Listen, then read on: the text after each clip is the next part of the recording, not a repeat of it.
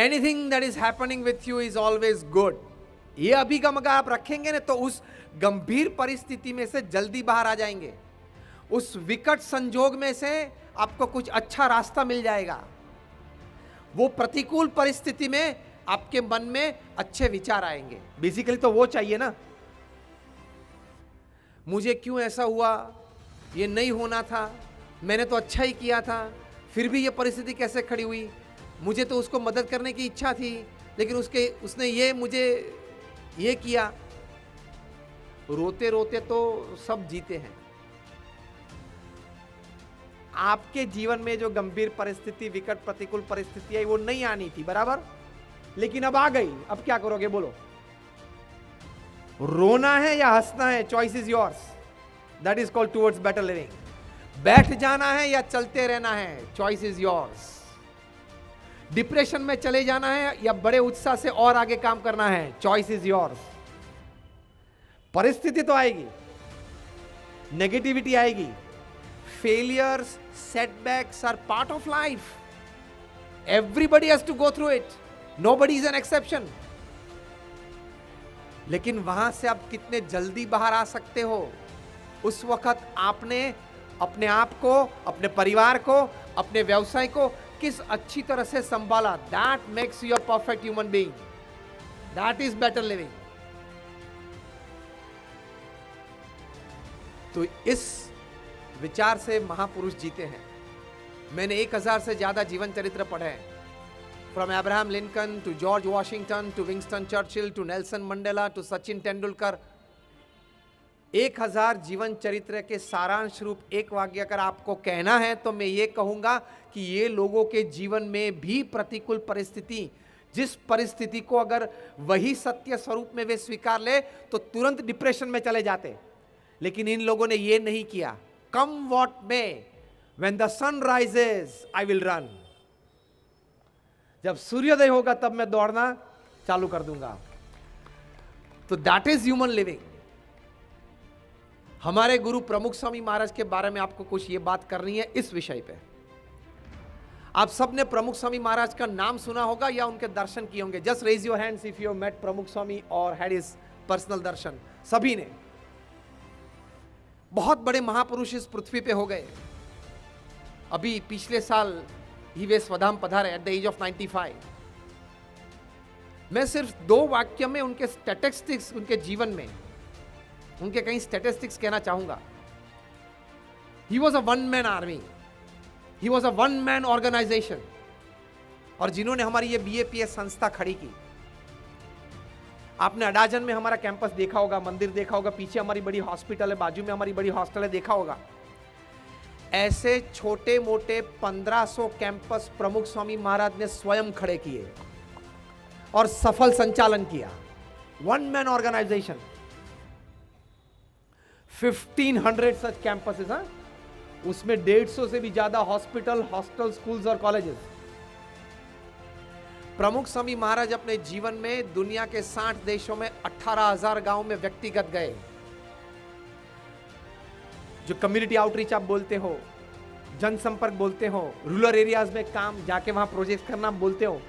प्रमुख स्वामी की उम्र जब 65 थी, 70 थी, 75 थी, 80 थी, 82 थी, तब हमने प्रमुख स्वामी महाराज को रात को 11 बजे 12 बजे डीप आदिवासी पॉकेट्स में, हटमेंट्स में जाके लोगों को नैतिकता, व्यसन मुक्ति सिखाते हुए अपनी आंखों से देखे हैं।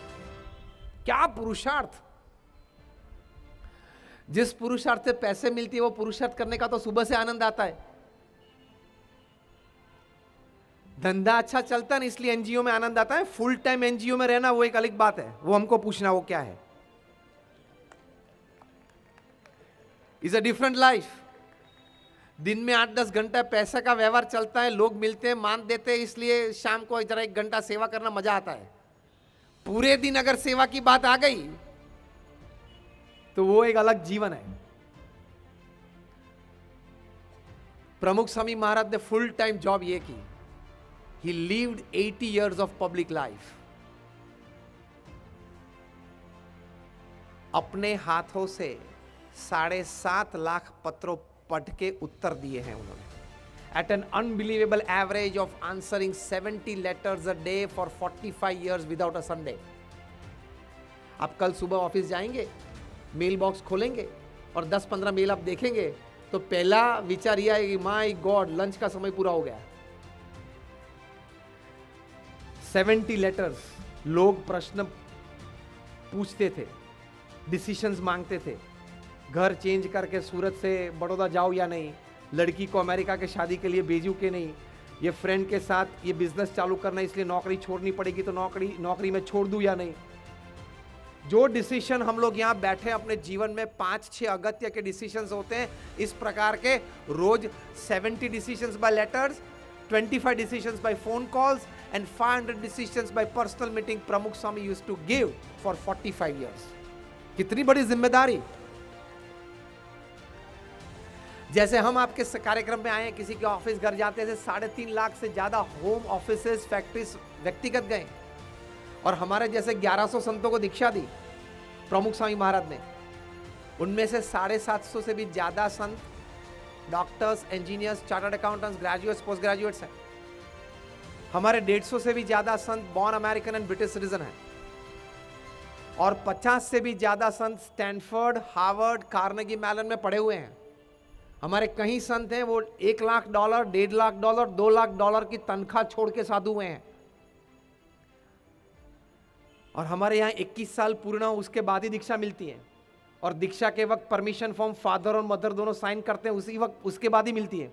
सो it's a well organise system. तो ये पूरी सिस्टम प्रमुख स्वामी महाराज ने खड़ी की।